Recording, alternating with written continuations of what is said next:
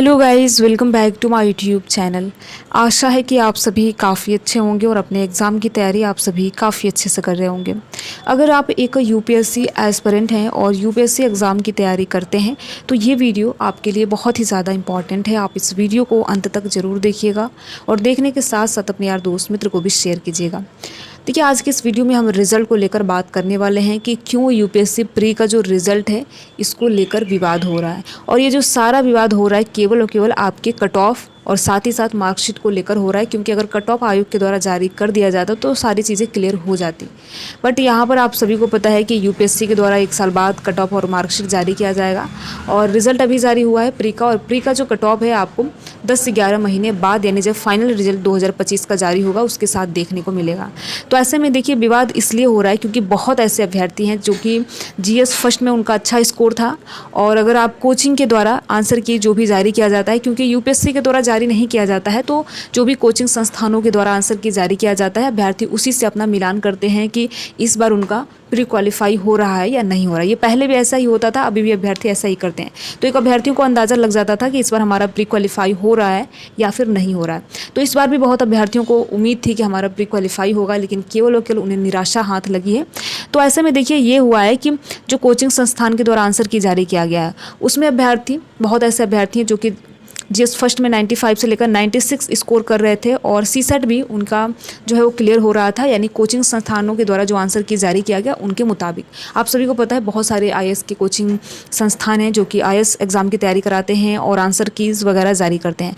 तो उससे अभ्यर्थियों ने मिलान किया था। बात यह है कि उनका प्री क्वालिफाई नहीं हुआ, लिस्ट के बाहर हो गए। तो ऐसे में यही संभावना लगती है कि या तो 2025 का जो कट ऑफ है बहुत ज़्यादा हाई चला गया होगा। लेकिन हाई कैसे जा सकता है, आप खुद ही सोचिए। अगर आप 2025 का एग्ज़ाम दिए होंगे तो आपको बहुत अच्छे से पता होगा पेपर इतना आसान भी नहीं था कि 100 नंबर से ज़्यादा इस बार कट ऑफ चली जाए। इतना भी आसान नहीं था। 2024 में भी 100 कट ऑफ नहीं गई थी, जबकि 2024 के मुकाबले पेपर कठिन ही है। 2023 से आप आसान बोल सकते हैं, लेकिन 2024 से आप आसान नहीं बोल सकते हैं, क्योंकि 2024 के मुकाबले 2025 का पेपर, चाहे सीसेट का पेपर हो चाहे जीएस का पेपर हो, दोनों बहुत कठिन था। तो ऐसे में कट ऑफ 100 के पार कैसे जा सकता है? ठीक है, ये तो पहला सवाल हो गया। दूसरा, जो कि आप सभी को पता है कि यूपीएससी के द्वारा 2-3 सालों से क्या किया जा रहा है, 100 प्रश्न इनसे ढंग से नहीं बनता है। उसमें भी प्रश्नों को डिलीट किया जाता है या तो ड्रॉप किया जाता है। सीसेट में भी यही होता है और आपका जीएस में भी यही होता है। तो इतने बड़े संस्थान हैं और यूपीएससी देश का सबसे प्रतिष्ठित एग्ज़ाम को कंडक्ट कराता है, तो ऐसे कैसे हो सकता है, ऐसे कैसे इनके द्वारा ये किया जाता है? तो इसमें भी है कि ये हो सकता है कि जो भी कोचिंग के द्वारा आंसर की जारी किया गया है उनके आंसर की में और जो फाइनल जब यूपीएससी का आंसर की जारी किया जाएगा उसमें एक बहुत बड़ा अंतर देखने को मिलेगा। और ये अंतर केवल और केवल डिलीट प्रश्नों को लेकर, विवादित प्रश्नों को लेकर जो कि विवाद में है। डिलीट प्रश्न कितने किए गए ये तो यूपीएससी को ही पता होगा, कितने प्रश्नों को उन्होंने ड्रॉप करा है, कितने प्रश्नों को डिलीट किया है, ये तो अभी किसी को नहीं पता है। तो इसी से हो सकता है। इसीलिए देखिए, अभ्यर्थियों की मांग है, और केवल देखिए ये एक अभ्यर्थी की मांग नहीं, सभी अभ्यर्थियों की यही मांग है कि कट ऑफ यूपीएससी के द्वारा जारी किया जाए, जिससे कि अभ्यर्थियों को पता चल सके कि इस बार का जो कट ऑफ है किस प्रकार से गया है। कट ऑफ के साथ साथ मार्कशीट भी जारी किया जाए, जिससे अभ्यर्थी ये भी देख सकेंगे कि हमने जीएस में कितना किया है, हमारा सीसेट में क्या स्कोर रहा है। तो ये 2 अभ्यर्थियों की मांग है। अगर आप भी यूपीएससी प्री 2025 एग्जाम से संबंधित हैं तो आप अभ्यर्थियों का जरूर सहयोग कीजिए। ठीक है, आप जितने संख्या में अपनी आवाज़ को उठाएंगे आपकी बातों को उतना ज़्यादा तवज्जो दिया जाएगा।